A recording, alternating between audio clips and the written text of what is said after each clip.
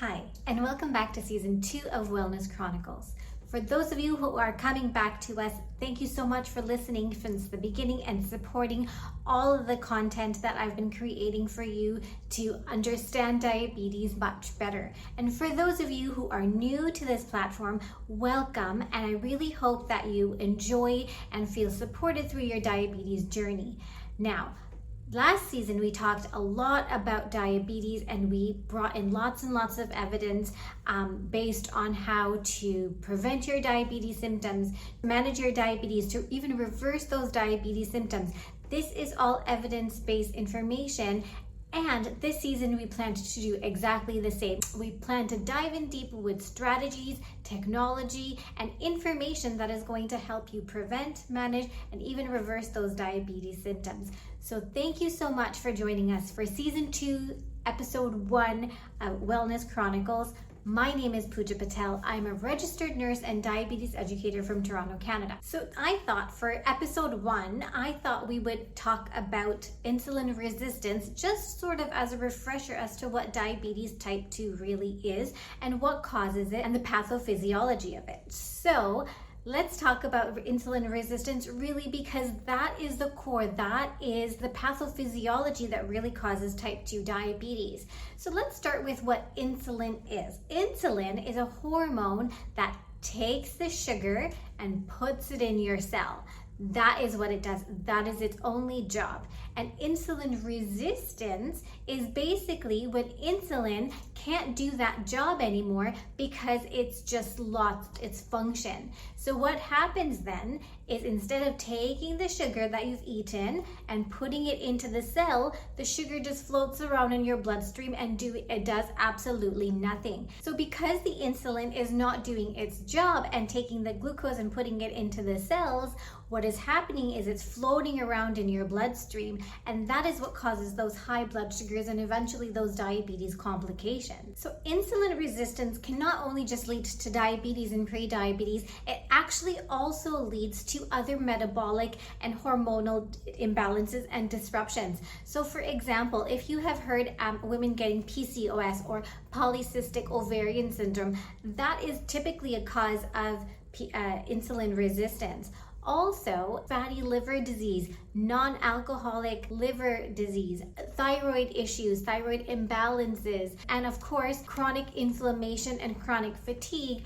All of these things are caused because of insulin resistance. So insulin resistance really is the culprit here. And what the root cause of insulin resistance is diet and lifestyle. To kind of reverse your insulin resistance, reverse your pre-diabetes, if you just have the right tools that is going to help you stick to a good, sustainable, healthy diet that is balanced, and so adding some exercise in it so that way your cells, your muscles, your fat cells, your liver, they're able to uptake that glucose and digest that glucose much better. So how does insulin resistance lead to diabetes and pre-diabetes? Well, there's 4 mechanisms here. So the first mechanism is hyperinsulinemia. So what happens in this syndrome or this phenomenon is your pancreas releases insulin into the bloodstream because there's a lot of sugar in the bloodstream.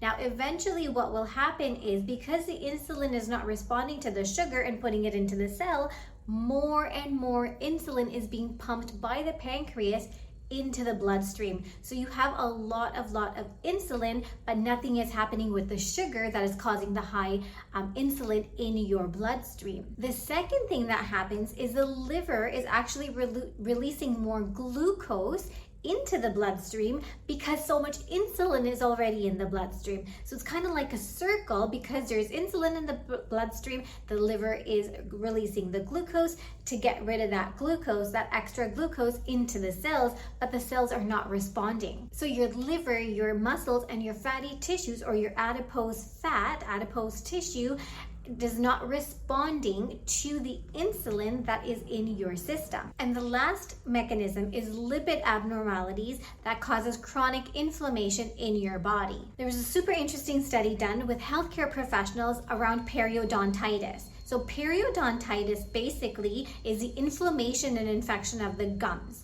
which is because of chronic inflammation in the body.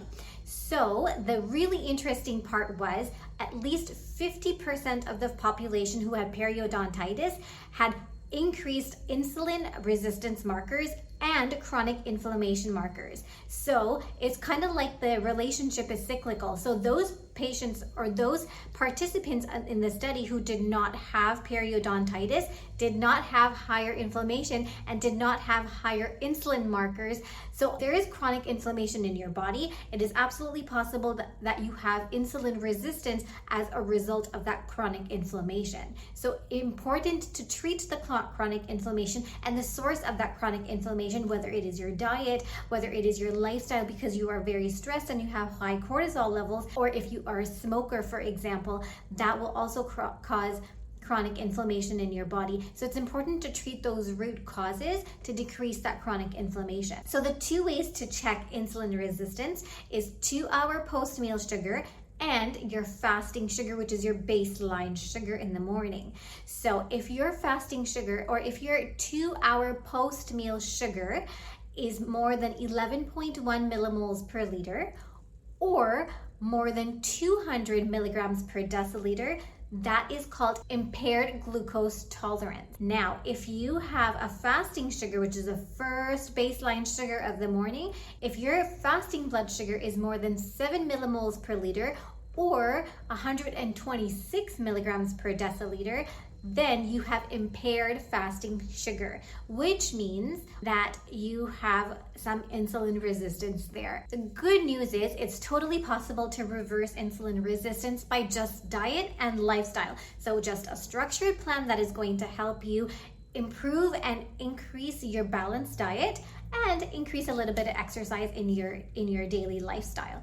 So, according to American Diabetes Association's research, a randomized trial found that approximately 58% of the population of the participants were actually able to reverse their insulin resistance, reverse their prediabetes and prediabetes symptoms just with diet and lifestyle. So that is really a telling number. Okay, so I'm going to give you 4 strategies that are going to help you reverse your insulin resistance or your prediabetes, and this is super, super easy. So the Diabetes Canada suggests moderate physical activity for 150 minutes per week will actually decrease your insulin resistance, increase your insulin sensitivity, and decrease the chances that your insulin resistance will convert into type 2 diabetes. So 150 minutes of moderate physical activity a week. So that's basically 30 minutes a day for 5 days a week. So that's not too much, really, if you think about it. The second strategy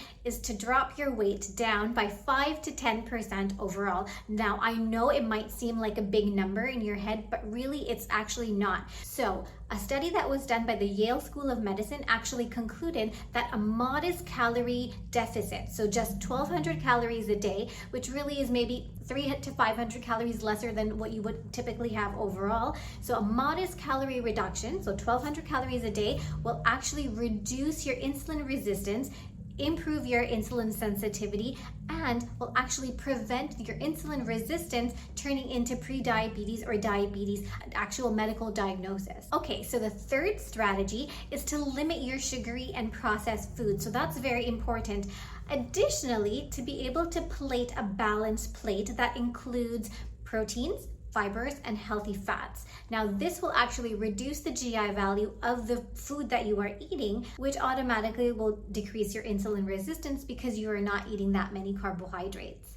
The fourth strategy and the last strategy that I'm going to suggest is to limit your sedentary behavior. Limit your sitting activities as much as possible. The more you're moving, the more your muscles are working and the more glucose they're uptaking out of your bloodstream, which then leads to decreasing your insulin resistance and actually improves your insulin sensitivity for the future. So the important thing to note here is American Diabetes Association and Diabetes Canada, they both suggest that lifestyle modifications. So improving your lifestyle is actually the first line of approach by having a healthy diet, increasing your physical activity. These healthy habits are actually a first line approach. Medication is actually a second line approach, where really it's just there to support your metabolic health. It's there to support your insulin sensitivity. So I know I've given you 4 strategies, but let me give you a pro tip as to how to put it all together.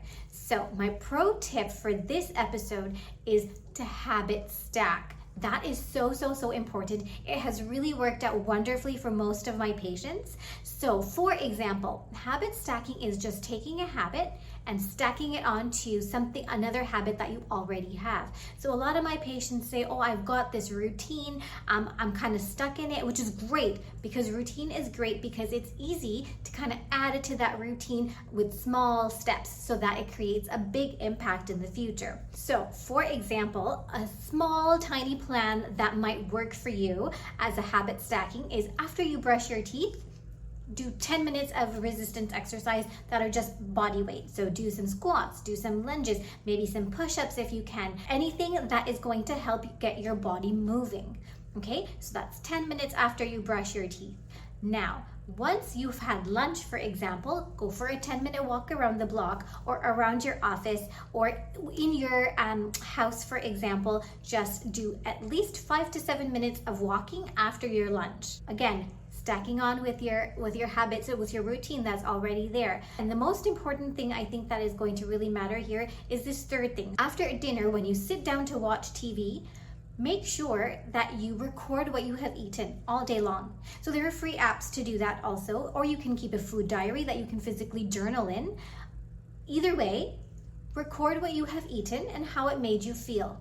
That will really help you understand patterns. It'll help you track what worked for you throughout the day and what didn't work for you throughout the day, and how many calories you might have consumed, or where you can cut back in terms of meal planning for the next day or the next week. Adding healthy behaviors to an existing routine, to something that already exists, makes it so much more easier, and eventually it will become effortless. It will become a part of your routine that you have already created. And eventually you will notice that your weight is dropping, that scale, those numbers are going down, your waist is getting much smaller, your glucometers numbers are dropping, and most importantly, you are getting back all that energy that was making you feel fatigued, which is preventing you to go for a walk or be more physically active or spend that quality time with your family members or your children, for example. So with small changes and consistency, you will see that you are reversing your path of insulin resistance,